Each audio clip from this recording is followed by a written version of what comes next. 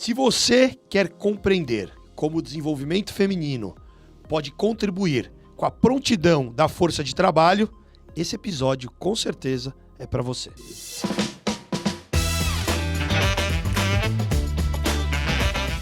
Fala, T&D! Seja muito bem-vindo, seja muito bem-vinda a mais um episódio.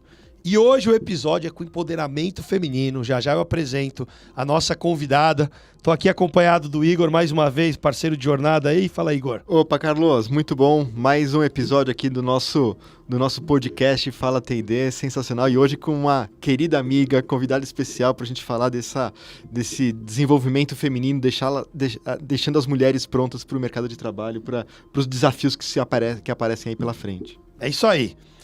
Vamos lá, então, hoje o tema é falar sobre desenvolvimento feminino para a prontidão da força de trabalho. Hoje nós temos uma convidada especial, que é a Flora Alves, que é empreendedora, feminista, empreendedora já de longa data, depois pedi para ela contar um pouquinho da história dela, escritora, tem 3 livros escritos, tem aqui o Gamification, como criar experiências de aprendizagem engajadoras, inclusive eu já li, é um livro muito bacana, Design e aprendizagem com uso de Canvas, e instrutor master, o papel do instrutor no processo de aprendizagem. Mas hoje ela não está aqui só para falar de aprendizagem, ela está aqui para contribuir com você, que é mulher, falar desse empoderamento feminino e, ao mesmo tempo, trazer diversas reflexões, provocações, e vou pedir para ela compartilhar também com você um programa que ela tem, que é incrível. E ela também atua como Chief Learning Officer da SG Aprendizagem Corporativa, que é a empresa que você empreende, não é isso, Flora? Isso mesmo. Obrigado. Obrigada a você. Prazer estar com você, Carlos. Prazer, Igor. Depois de tantos anos, é uma jornada tão longa, tão gostosa, né? Exato. É um prazer enorme estar com vocês. É muito gostoso estar aqui para falar sobre um tema que é tão relevante, principalmente no mês de março, né? É não isso por aí. acaso a gente está gravando esse episódio no mês de março, para trazer essa pauta cada vez mais para a mesa das organizações. Que bom, então conta pra gente quem é a Flora como ser humano e como mulher. Uau, pergunta profunda, talvez seja necessário mais que um podcast. Mas eu acho que, antes de qualquer coisa, a Flora, como ser humano, é uma pessoa em construção. Não existe fórmula pronta. E quando eu cheguei aqui hoje, o Igor falou, uau, tá recalculando mais uma vez a rota e trazendo alguma coisa nova. E eu acho que talvez a minha característica mais forte enquanto ser humano seja essa capacidade de acreditar que todos nós, em qualquer momento da nossa vida, temos a capacidade de construir o nosso caminho. Quando a gente fala em empoderamento feminino, em desenvolvimento humano e feminino nas organizações, é um pouco sobre isso que a gente está falando. Então, a Flora, como ser humano, é uma pessoa que, a essa altura da vida, olha para dentro e resolve compartilhar os aprendizados dela enquanto mulher empreendedora, para que outras pessoas possam ter a mesma oportunidade. Não é sobre você conquistar e conseguir fazer alguma coisa, mas talvez o meu ser humano pense que quanto mais mulheres estiverem em um lugar na qual elas se sentem felizes e reconhecidas, melhor para todos. Talvez seja isso. Que legal, que legal. E você já empreende há quanto tempo? 20 anos. 20 Formalmente, talvez. Um treinamento e desenvolvimento. Ah, porque eu acho que essa jornada é mais longa aí, não é não? É mais longa. A gente vai falar sobre milhões de coisas hoje, mas para falar sobre essa jornada longa, hoje a gente está vivendo um momento, eu sei que vocês gravam milhões de podcasts sobre temas diversificados, e quando a gente olha para tendências e para o mundo atual, o que a gente consegue perceber é que a gente não fala mais só de competências, a gente está olhando para habilidades e cada vez mais a gente está olhando para habilidades que eu adquiro em segmentos diversificados e que eu transfiro para outros lugares da minha vida, agregando valor para aquilo que eu faço num determinado momento. Então, quando eu olho para esse empreender e digo, nossa, eu já empreendi em outros lugares, eu já tive, por exemplo, um café dentro de uma galeria de artes, de coisas antigas. Imagino que essa você não sabia. Essa não. Eu já tive uma confecção infantil, por exemplo.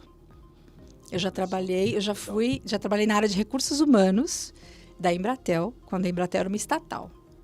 Que, na verdade, fazendo parênteses, provavelmente você devia ser a intraempreendedora, porque uma coisa é você ter empresa, ser empresário, outra coisa é você ter conduta empreendedora. Exato. Eu acho que isso é o comportamento. É isso aí. É como você se comporta, é como você entende que você pode oferecer contribuições no ambiente corporativo, de uma corporação que não é sua, ou para o mundo. Empreender para o mundo. Acho que é mais ou menos isso. Só empreender para o mundo. É como você atua da sua melhor forma, né? Pensando no crescimento do ambiente que você está inserido. Isso é ser empreendedor, né? Mas ela falou, não é só empreender para si, é empreender para o mundo. Para o mundo, para fora. E hoje no seu trabalho, né, de desenvolver aprendizagem aí no mundo corporativo, é só no mundo corporativo que você trabalha aprendizagem ou isso extrapola a outras? Mundo corporativo que eu digo das organizações, né? Educação corporativa, como que é? Eu entendo que a aprendizagem está em todo lugar, formal e informalmente. E por ter essa compreensão, talvez eu tenha me dado conta ao longo da minha vida que a aprendizagem ela não está limitada só àquilo que eu faço intencionalmente para as organizações, mas ela está naquilo que eu estou fazendo com você hoje. Ela está naquilo que eu estou fazendo quando eu saio daqui, cruzo com alguém na rua e existe uma oportunidade de que a gente aprenda conjuntamente. Legal. Eu acho que é essa consciência que faz com que a gente leve a aprendizagem para outros segmentos. Quando eu empreendi no café e quando eu empreendi na confecção, num dado momento eu me dei conta que eu estava o tempo inteiro treinando as pessoas que trabalhavam comigo para que elas fossem melhores. E aí caiu uma ficha. Talvez o meu negócio seja a aprendizagem, porque o que mais me encanta é impactar positivamente o desenvolvimento do outro por meio da aprendizagem. Legal. Então, daí surge o insight de que talvez um dia o meu empreendimento seja direcionado para a aprendizagem corporativa. Por que não com um modelo de negócios bipartido, onde eu atendo as organizações, tenho uma sustentabilidade financeira e uso parte dos recursos financeiros que a gente capta para a gente devolver isso para a sociedade de alguma maneira. Que legal, que bacana. E conta pra gente, hoje o tema é falar sobre o desenvolvimento feminino para a prontidão da força de trabalho.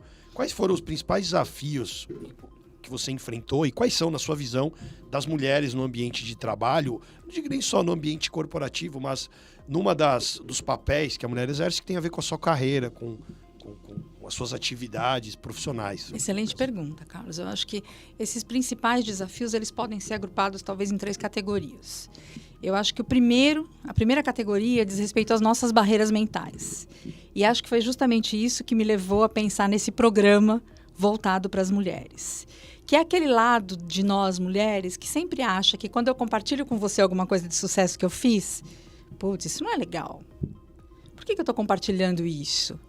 Isso, de alguma maneira, eu estou querendo mostrar a minha capacidade. Então, a nossa sociedade, a história e a forma pela qual nós fomos criadas nos leva a acreditar que a gente não deva compartilhar esse sucesso e que esse sucesso talvez não seja um motivo de celebração. Então, existe essa primeira barreira mental, que é você se sentir à vontade para compartilhar o seu sucesso, para estabelecer seu objetivo, para entender que você tem todo o direito do mundo de definir o objetivo que for fazer você feliz. E não aquele que a sociedade determinou que você deve perseguir para que você seja feliz. Eu acho que talvez a primeira categoria, então, seja essa relacionada com as barreiras mentais. A segunda categoria, eu acho que está ligada com os estereótipos que a gente encontra no ambiente de trabalho. Então, quem somos nós, mulheres, no ambiente de trabalho e o que se espera de nós enquanto comportamento dentro do ambiente de trabalho? Então, além de você fazer um excelente trabalho e alcançar seus objetivos, você precisa o tempo inteiro atender a essa expectativa com relação ao estereótipo. Eu acho que isso é uma coisa assustadora, né? E eu acho que, por fim, existe uma dificuldade de se descobrir exatamente aquilo que você quer e que te faz feliz. E uma vez que você tenha clareza de qual é esse propósito, desenhar um plano para você chegar lá. Criando uma rede de relacionamentos que pode ajudar você e te dar suporte para que você alcance seus objetivos. Você falou de rede de relacionamento e rede de suporte. Aí a pergunta que eu quero emendar é como que as redes de suporte e apoio podem ajudar as mulheres a superar esses desafios? Bom, acho que rede de suporte e apoio talvez seja o ponto fundamental para que a gente, em primeiro lugar, consiga compreender que a gente não está sozinho. Então, o caminho ele é meu. Eu vou estabelecer o objetivo e eu vou perseguir esse caminho, mas eu não preciso percorrer sozinha. Eu posso e devo contar com pessoas que podem ser minhas mentoras, que podem compartilhar comigo seus aprendizados, que podem me dar suporte nos outros papéis da minha vida para que eu possa dedicar tempo para alcançar esse objetivo, onde eu possa ter segurança psicológica para compartilhar meus medos, as minhas ansiedades, os meus objetivos, os meus fracassos e encontrar apoio para que eu tenha força para chegar lá. Porque efetivamente a gente sabe que os desafios eles não são poucos, as barreiras elas não são pequenas. E em alguns momentos você precisa de alguém que te dê a mão para que você consiga superar. Legal. Isso pode ser mais informal, pode ser mais formal. Você tem algum tipo de rede de apoio, algum programa, né? Você tem um programa que é Gestão do Caminho, se puder. Não sei se isso tem a ver com essa rede de apoio, se quiser falar um pouquinho sobre isso. Falo com muito prazer e muito orgulho. O Gestão do Caminho, ele está nascendo no mês de março e eu tenho muita alegria de compartilhar com vocês que ele nasce apoiado pela BTD. Ele é um programa que tem o objetivo de fortalecer as mulheres para que elas possam se desenvolver e estar prontas para abraçar as oportunidades no mercado de trabalho. Em termos de programa de desenvolvimento, ele é um programa que ele pode ser buscado por mulheres, pessoas físicas, que estão em busca do seu desenvolvimento, que querem se conectar com a natureza e com a sua fortaleza, de tal maneira que elas possam desenvolver as competências necessárias para alcançar o objetivo dela, e não um objetivo padrão. E esse programa também pode ser oferecido às mulheres pelas organizações que querem ofertar equidade dentro das suas organizações, mas não basta ter oportunidades para mulheres. É preciso preparar as mulheres para que elas desenvolvam competências para alcançar esse resultado. Então, nesse programa, além do desenvolvimento de competências como a liderança feminina, por exemplo, ele é um programa que foca no autoconhecimento e que ajuda essa mulher a identificar o seu propósito e, uma vez identificado, saber como é que ela vai traçar um planejamento para lidar com as mudanças que ela vai precisar abraçar para alcançar esse objetivo. Porque a gente sabe que talvez uma das maiores tendências, né, é até um clichê, né, a única constante na nossa vida é a mudança. Mas talvez uma das maiores tendências nesse momento seja a gente observar que as organizações já se deram conta que treinamento e desenvolvimento tem que andar junto com gestão de mudanças de mãos dadas. Fundamental. Eu preciso saber fazer a gestão das mudanças para que eu foque no desenvolvimento das pessoas, para que elas estejam prontas para aquilo que a inovação vai trazer para o mercado de trabalho. Por isso a gente conecta com a prontidão da força de trabalho. Porque as coisas vão mudar, a inovação vai acontecer e eu preciso que essas pessoas estejam prontas. Então, dentro do programa, a gente olha para este cenário, com o objetivo deste desenvolvimento, para que esta mulher saiba gerir essas mudanças que muitas vezes implicam em sair de um cargo operacional e assumir um time, por exemplo. Tudo muda num cenário como esse. Como que quem quiser saber mais sobre isso, como que eles te encontram informações? Me encontram no Instagram, no Flora B. Alves. E aí, lá eles conseguem encontrar sobre esse programa, sobre o seu trabalho, quem ainda não te conhece.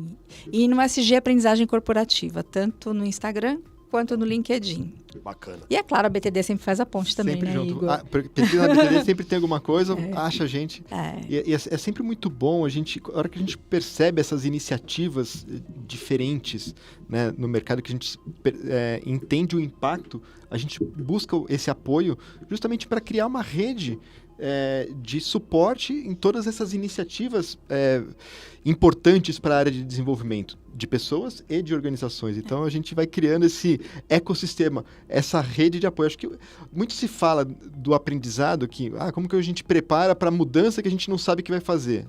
Aprendendo a aprender, né? Criando um sistema de suporte e apoio para quando vier a mudança, você sabe onde você pode se suportar, onde você consegue se apoiar para ir em frente. Então, é muito legal a gente participar desses programas e apoiar. Conta com a gente. Perfeito, Igor. Eu vou aproveitar essa sua deixa para escapar sem escapar do tema. Porque você está trazendo a importância da rede de suporte, você fez uma pergunta sobre esse assunto.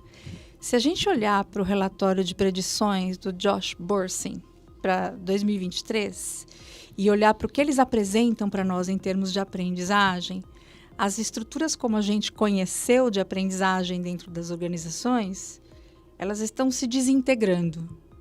E não no mau sentido. Elas estão se desintegrando porque existem outros aspectos da aprendizagem que são importantes e que vão ganhar espaço. A aprendizagem social já vem sendo tendência se a gente olhar para a Global Sentiment Survey nos últimos anos, especialmente no Brasil. Geograficamente, a gente vê que a aprendizagem social no Brasil ela é ainda mais relevante.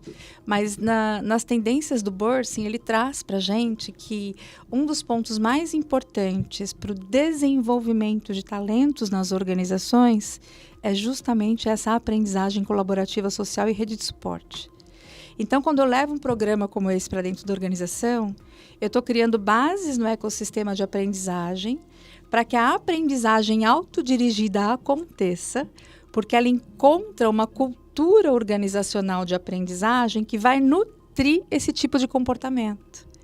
Então, eu levo para a organização algo que parece um programa, mas que, na realidade, é um nutriente, é um fomento de cultura de aprendizagem para que as pessoas possam encontrar espaço, suporte e segurança psicológica para focar no seu desenvolvimento. Para ter espaço para falar sobre coisas que a gente não falava antes, né?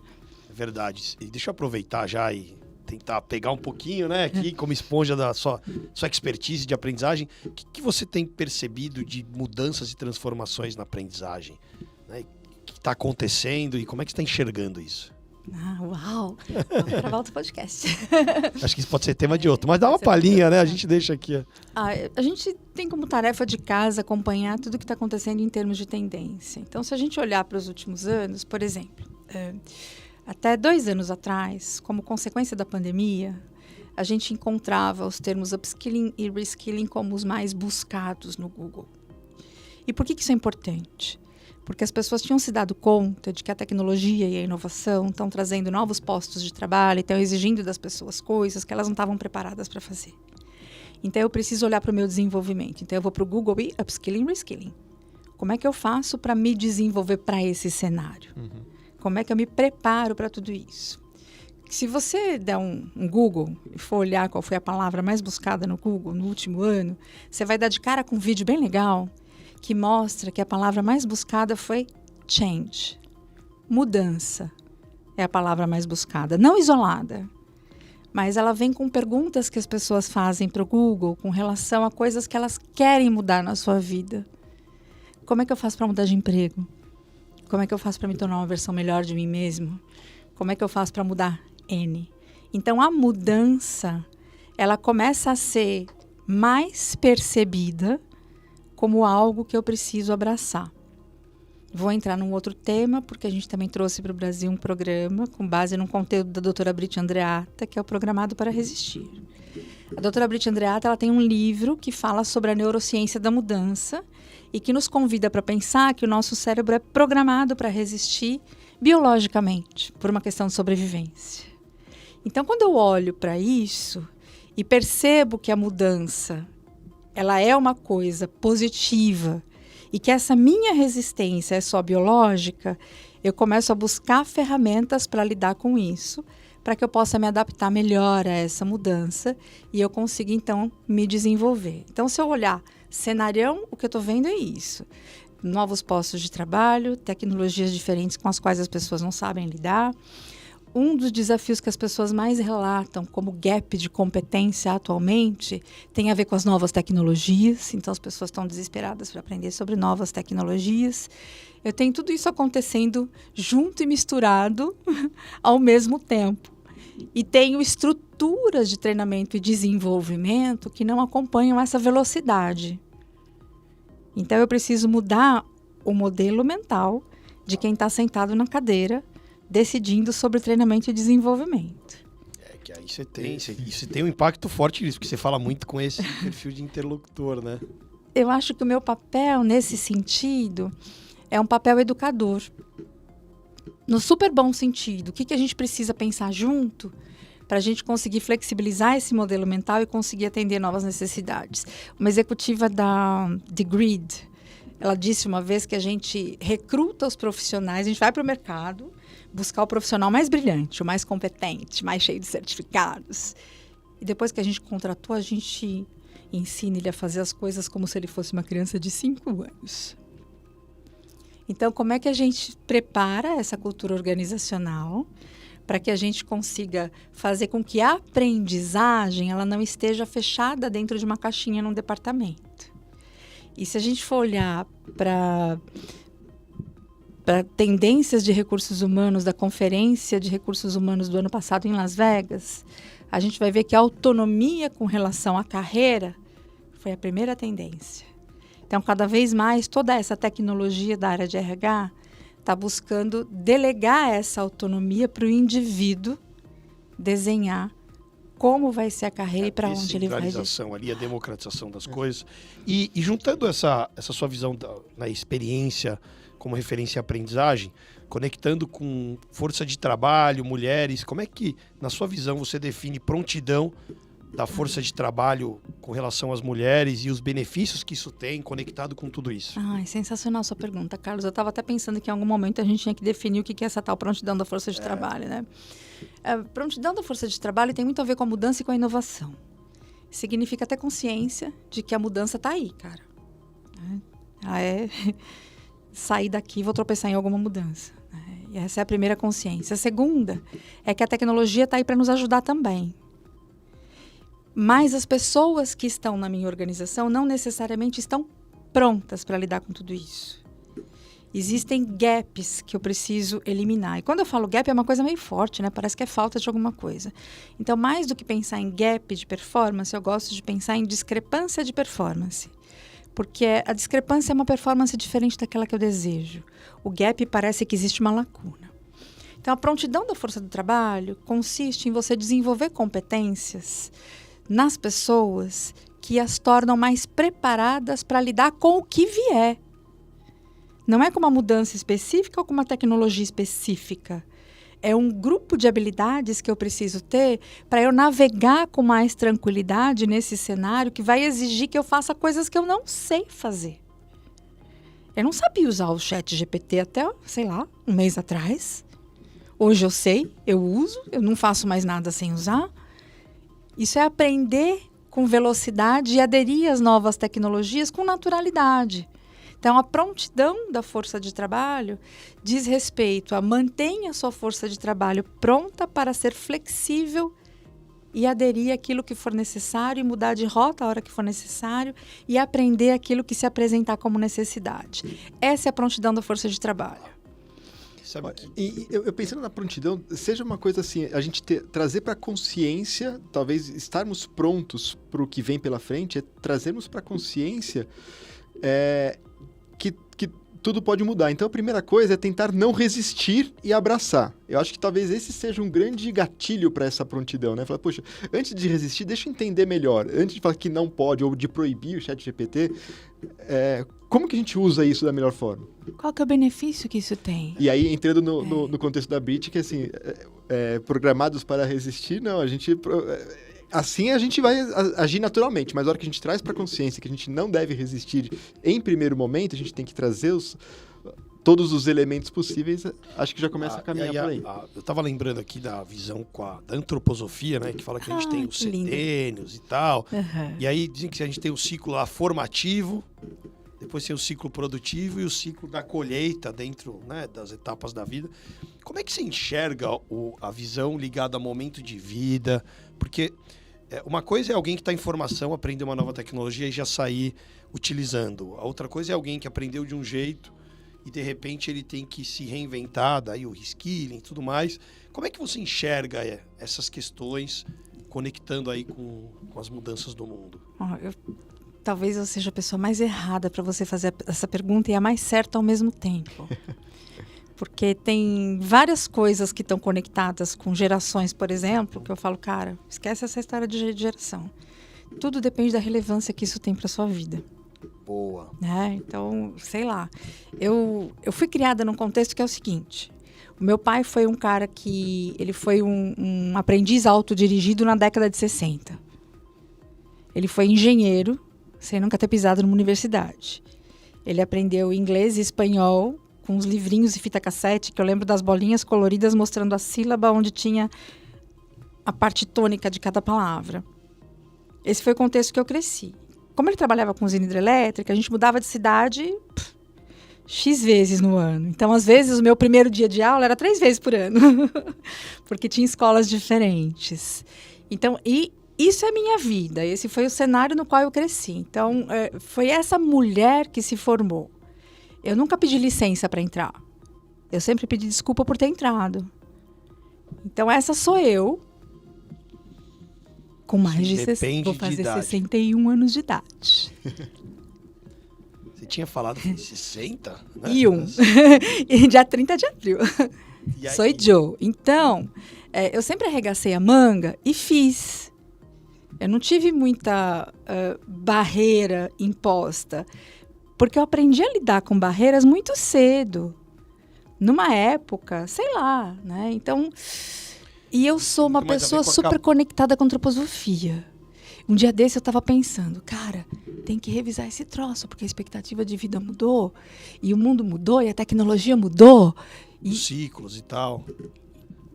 Então, eu super concordo, eu acho que o setênios tem tudo a ver, só que eu acho que a nossa vivência de cada setênio, ela está mudando ao longo do caminho. Então, eu não posso olhar para a referência de quanto tempo atrás. Eu acho que também a forma como a gente educa nossos filhos hoje faz com que eles tenham oportunidade, por exemplo, de refletir sobre as próprias emoções numa fase da vida que nenhum de nós dentro dessa sala teve. Então, isso também forma um outro ser humano.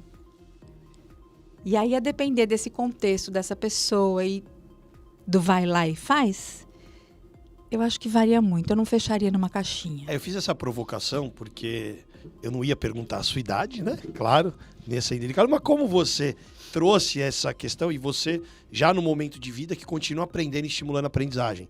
Né? A gente vê que não é a palavra ensinar, né? Não. Tem a ver com aprender.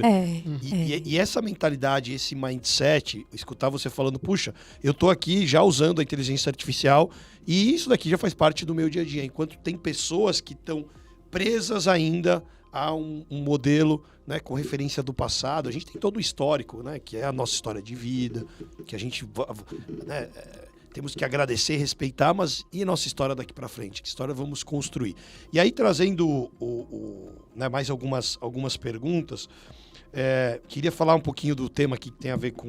Né, a gente falou de aprendizagem, trazer sobre as mulheres. Na sua visão, como que as mulheres podem lidar com a pressão da conciliação entre carreira e vida pessoal? Mas talvez eu possa complementar com uma pergunta que eu tinha deixado pro final, que é, a mulher tem diversos papéis na sua vida, né? Eu moro com 3, que é a minha esposa e minhas 2 filhas. Eu tenho 4. Você tem 4, mora com 4 mulheres, né? Sua esposa e as 3 filhas. E aí uma pergunta provocativa, né? Quantos eus que às vezes não são seus, que a mulher às vezes acaba assumindo ou são? Fala um pouco sobre isso.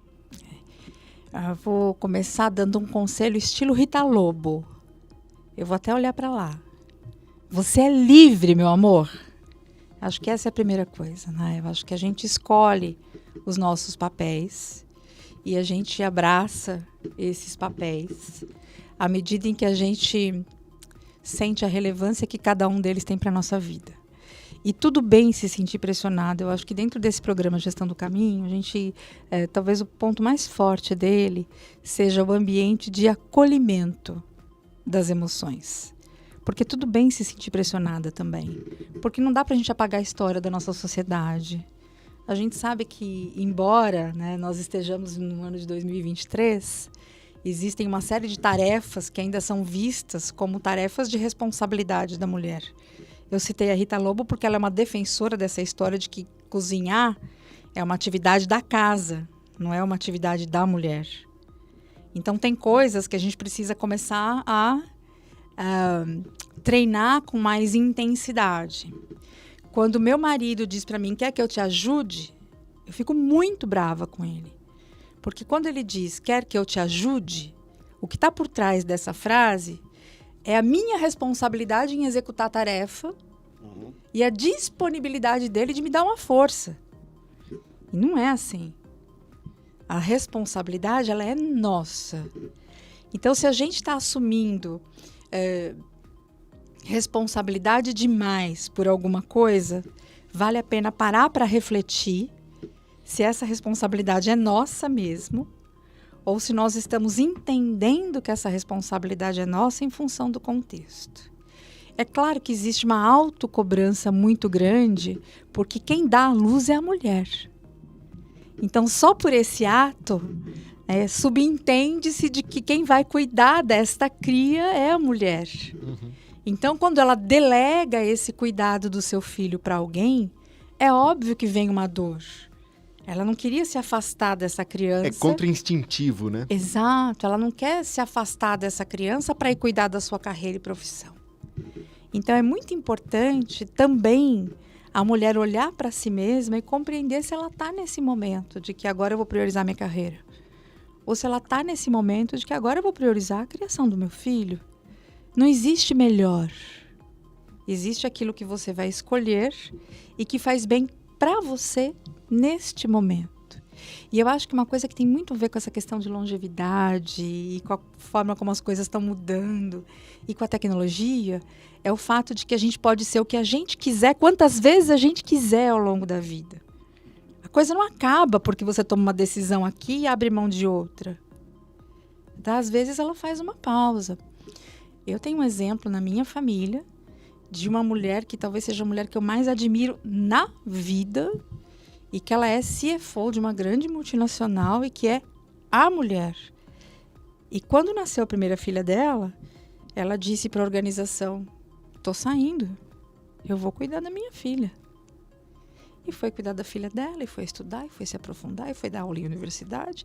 E quando voltou a rasa quarteirão. Então, isso pode acontecer. E tá tudo bem, me arrepio quando eu falo nisso. Porque são as escolhas que a gente faz, que fazem bem pra gente naquele momento, e tá tudo bem.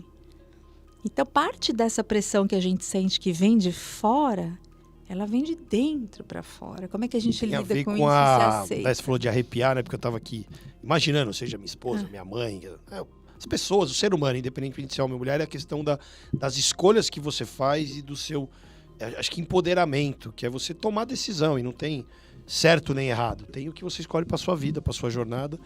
E aí como é que... porque aí tem uma questão que é a sociedade, a pressão que a sociedade põe, as crenças, né? Aquilo que está no nosso inconsciente individual, de acordo com a história, coletivo.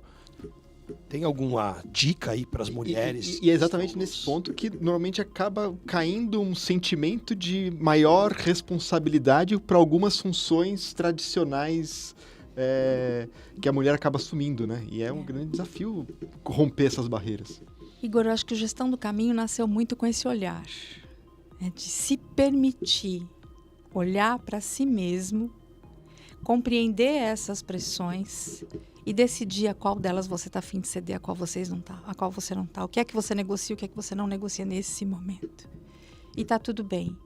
Porque essa pressão é óbvia, né? O que é sucesso para você, Carlos? Olha eu te entrevistando. É uma pergunta? É. Puxa... A família para mim representa sucesso, impacto. Tem várias coisas que representa cumprir meu propósito, transformar pessoas, evoluir, aprender. Reparou que você em momento nenhum mencionou o faturamento da sua empresa para mim? Não. Isso é meio. Ou consequência também. Mas às vezes o que a pessoa está buscando é um sucesso que não é um sucesso de verdade. Talvez seja o meio de chegar em algum lugar que ela define como sucesso. A Pá Falcão, que eu amei a vida inteira, né? Grande Pá Falcão, que talvez tenha sido a pessoa que mais representou em jogos corporativos. Quando você perguntava para ela, Pá, o que é sucesso para você? Ela respondia da palestra de Crocs. Quando eu subo para dar uma palestra de Crocs e ninguém repara no meu Crocs, ouve o que eu estou falando, isso significa alguma coisa. Então, eu acho que muito dessa coisa de pressão de sociedade desse momento vem do que é definição de sucesso pra gente. Mas a gente não pode esquecer uma outra coisa que está rolando nesse momento no meio das tendências e do mundo e das gerações e tal. O que as pessoas estão buscando cada vez mais dentro do ambiente corporativo? Quantas pessoas estão buscando crescer nas suas carreiras a qualquer preço? Quantas pessoas estão buscando outras coisas que não mais, né, crescer na sua carreira a qualquer preço, fazer a maior grana para um dia desfrutar? Então esse cenário também está virando de cabeça para baixo. É porque não é... muita gente fala, eu vou ter. Quando eu tiver, aí eu vou poder fazer e eu vou ser. Na verdade é o contrário, né? Pô, quem eu sou hoje, quem que eu posso ser. É o que eu preciso fazer. E o que eu vou fazer. E o ter acaba sendo uma consequência. E como que você enxerga a questão da diversidade e inclusão? Como é que isso pode ajudar na prontidão da força de trabalho, com as mulheres? Diversidade e inclusão, né? Tem aquela frase famosa, né? Que a diversidade é você convidar a pessoa para a festa e a inclusão é você tirar para dançar. Outro dia eu estava conversando com uma pessoa, ela falou, olha, você já pensou que, na verdade, a diversidade e inclusão tem mais a ver com você semear um ambiente no qual a pessoa se sinta à vontade de ir para a festa e os outros tenham vontade de convidar aquela pessoa para dançar? Então, eu acho que quando eu penso em prontidão da força de trabalho e desenvolvimento feminino, quando eu olho para um programa como esse, qual é o papel desse programa? O papel desse programa é criar ambientes corporativos nos quais esse florescer possa acontecer, porque ele passa a fazer parte da pauta da organização. Não é mais sobre colocar uma mulher no cargo de liderança, mas é sobre cuidar para que essas pessoas, que são mulheres, tenham condições de olhar para si, encontrar segurança psicológica, ter segurança para dizer, opa, eu quero chegar naquele lugar na organização. E encontrar mentores na organização que estão dispostos a ajudá-la a chegar lá. Independente de serem homens ou mulheres mentores para esta outra mulher. É encontrar uma rede de suporte na organização onde toda essa humanidade caiba. Que tem a ver com aqueles papéis que você falou, né? São tantos eus que às vezes não são meus. Tudo isso tem que caber dentro da organização, porque estes somos nós. Nunca existiu uma caixinha do lado de fora da empresa onde a gente depositasse o nosso eu e entrasse para trabalhar. Então, como é que a gente cria esse ambiente? E criar esse ambiente, ele diz respeito a promover cada vez mais conversas significativas sobre esses temas. Porque as pessoas, às vezes, não convidam para dançar porque elas têm vergonha de dizer que elas não sabem como lidar com a situação. E com a mulher a mesma coisa. E aí você tem um ganho de consciência, porque você fala muito do aprendizado. Você, para lidar com a diversidade, você precisa estar muito aberto ao aprender a lidar com as diferenças. Porque se você está muito focado em defender a sua posição, que tem a ver com um modelo mais de comando e controle, de defender ali o seu poder, não demonstrar fragilidade, você precisa quebrar alguns paradigmas. Então, eu acho que ter esse trabalho de trazer a consciência... E aí eu queria te perguntar, porque já a gente está chegando ao fim do nosso papo, a gente está falando muito da mulher, mas como que as pessoas que estão no ambiente, seja o homem, por exemplo, pode... o que ele precisa fazer para conseguir fomentar? Se tivesse alguma dica aí, tô pedindo dica para mim aqui, né? Sou homem. Porque acho que para os homens é um grande desafio também de saber como lidar a melhor forma, os assuntos, como abordar sem ser machista ou abrir mão, entender que é um machista em desconstrução, né? É um processo complexo para nós. Eu, pelo menos, me vi vários momentos assim. Eu acho que é um processo complexo mesmo, Igor, assim, e cá entre nós, né? Eu tô nessa área de T&D tem um bom par de anos.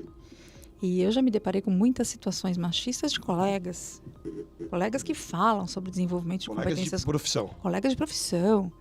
Que falam sobre desenvolvimento comportamental, e isso não é uma crítica. Eu estou dizendo que às vezes a gente comete erros que a gente não se dá conta de que está cometendo. Eu não gosto de fórmula. O que eu acho que funciona é falar sobre e pedir licença para. Eu posso ter uma pergunta que eu quero fazer para você e não sei como fazer, mas eu posso verbalizar isso para você. Puxa, Igor, eu estou numa saia justa. Eu queria tanto te perguntar sobre esse assunto. Eu não sei se eu vou ser invasiva, se não vou. Você pode me ajudar? Me ajuda, me guia.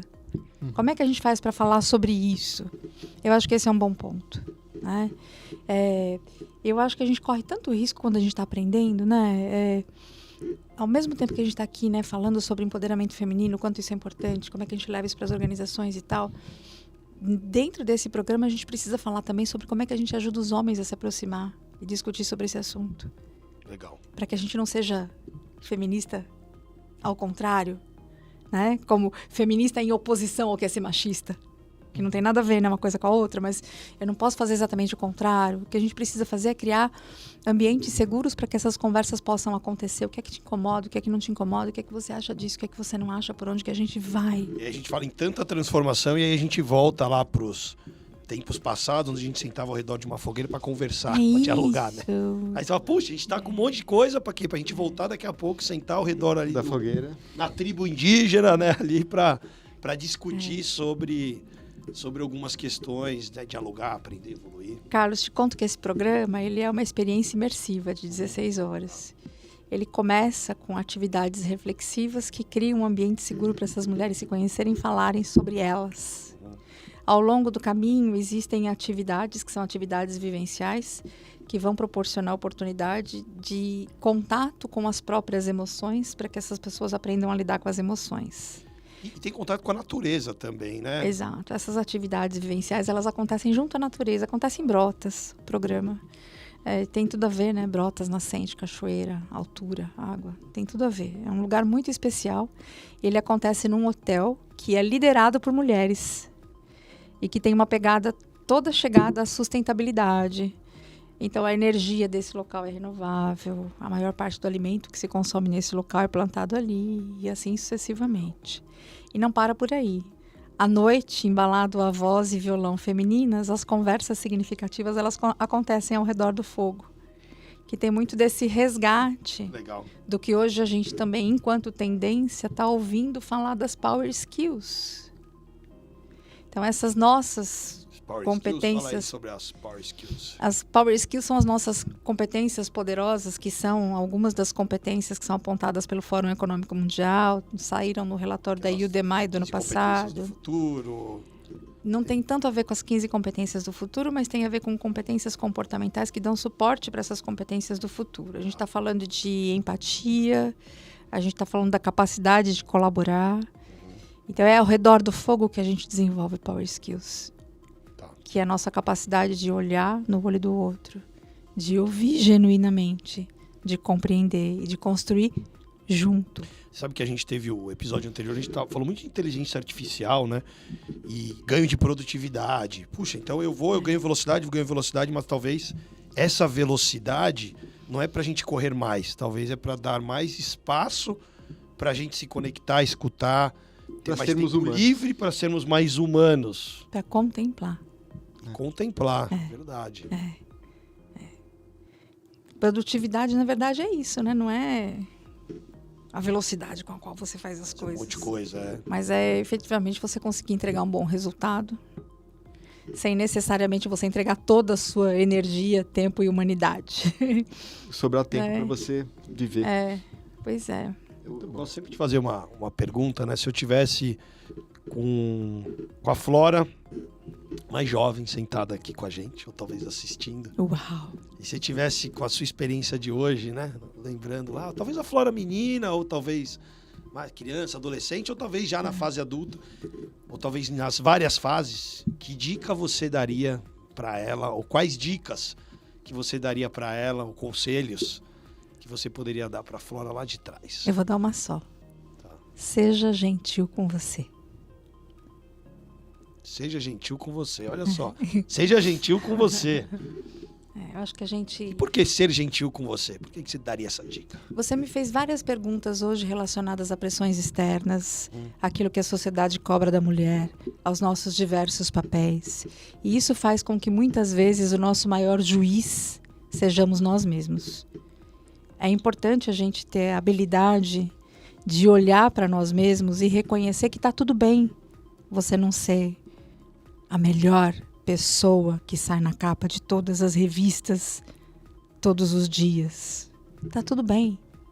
Você não precisa 100% do tempo mostrar para o mundo um resultado que é expectativa do mundo, não é seu. Não sua. Tá. Não seu. Por isso essa história de se conectar com você mesmo, encontrar seu propósito. Você usou muito o termo, tá tudo bem. Tá tudo bem. Tá tudo Tá bem. tudo bem. Tá tudo bem. E é engraçado que quando você fala disso, né? Eu tô sentindo aqui a emoção.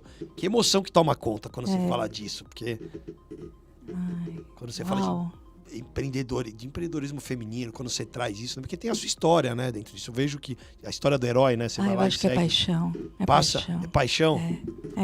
É paixão. Eu acho que talvez o sentimento que mais tome conta nesse sentido é paixão. Eu venho de uma família de mulheres fortes. Eu acho que isso faz toda a diferença. Você ter exemplos que mostram para você que é possível. Hoje, quando a gente vê, né, às vezes eu me emociono nas propagandas que mostram mulheres negras ocupando posições de destaque. Cara, eu fico muito emocionada. Se você olhar aquele filme da Google, que eu falei para vocês, que fala sobre mudança e tal, que foi a palavra mais buscada e tal, tem uma menininha negra que está assistindo TV, ela olha e vê uma mulher negra na TV e ela diz, nossa, ela é negra. Eu acho que você ter exemplos que mostrem para você que você pode, faz toda a diferença. Muito bom. Talvez muito seja bom. isso. E a gente precisa estimular para criar mais exemplos, né? Para que tenhamos mais exemplos aí pelo mercado para inspirar mais gente. Porque nosso tempo já chegou ao fim aqui, né? Nossa, tá tão incrível que a gente vai entrando no flow. Vai entrando no flow, fica muito bom. Bom, vamos pro nosso momento TD. Com a Flora não tem jeito diferente de fazer, sempre assim, sempre Obrigada, apaixonante e Igor. muito legal, aprendi muito. Legal. Muito bom. Aprender. Quando vocês assistiram Cidade dos Anjos, né? Assistiram Cidade Sim. dos Anjos? Lembra que quando a pessoa morre, o anjo vem buscar e ele faz uma pergunta. O que é que você mais gostou? Uma das coisas que eu vou responder sem sombra de dúvida é aprender. Muito bom. E se fosse o anjo te pegando agora, o que você mais Gostou. teria gostado na sua vida? Mas a boa notícia é que você tá vivo hoje, então você pode escolher E continuar coisas fazendo. incríveis e continuar vivenciando, contemplando. Vamos lá pro momento TD que a Tom me devolve. Vou falar algumas palavras, você complementa aqui, Tá. pode ser? Claro. E aí depois a gente se falar para quem ainda não anotou como é que as pessoas te encontram. Tá bom. Mulher, Força. empreendedorismo, Desafio. rede, Suporte. propósito, Vida. desejo, Multiplicar. educação, Base. como é que as pessoas te encontram e recadinho final. flora@learningsg.com. No Instagram, Flora Balves ou SG Aprendizagem. No LinkedIn, a mesma coisa. Flora Alves e SG Aprendizagem. Muito bem, recadinho final. Nunca desista de aprender. Eu acho que talvez um dos maiores benefícios que nos foram dados nessa vida seja a capacidade de aprender. E nada é tão difícil que você não seja capaz de fazer e simplificar. É só acreditar. Muito bem. Uau, que papo. Uau, hein, Igor? Muito bom. Assim, eu já até falei, vou repetir, que é sempre uma experiência marcante fazer as conversas que a gente teve. A gente já teve vários bate-papos, vários workshops, várias viagens. Vou mandar para as nossas esposas aqui e depois para as nossas filhas, né? Com certeza. Mas é sempre muito bom. Vai ser um prazer estar com elas. Sempre Pois muito é, bom. Igor. Flora, obrigado. Nossa, adorei estar com você, obrigada. Muito bom. Obrigada, adorei o espaço de vocês, adorei a acolhida, a recepção, foi um prazer enorme. Que bom. Espero que as pessoas curtam e que possam aprender certeza junto com vão a curtir, gente. com Aprendi certeza. muito com vocês. Igor, gratidão eterna sempre. Tamo junto, Flora. É muito bom. Eu que agradeço. Obrigada. Obrigado, Flora. Bom, chegamos ao final do nosso episódio. Se você ainda não se inscreveu no nosso canal, se inscreva, porque semanalmente sai um episódio incrível, às terças-feiras, no YouTube, no Spotify, em qualquer outro canal que a gente esteja compartilhando. Então, nos acompanhe. Se você ainda não viu os episódios anteriores, pode voltar, que estão muito interessantes. A cada episódio tem sido um aprendizado incrível. Esse é o episódio 43, hein? 43. 43º tá indo. Tá indo. Já a gente Vocês chega me no 100. acompanham nas minhas caminhadas. Isso aí, valeu. Obrigado, um abraço. Valeu.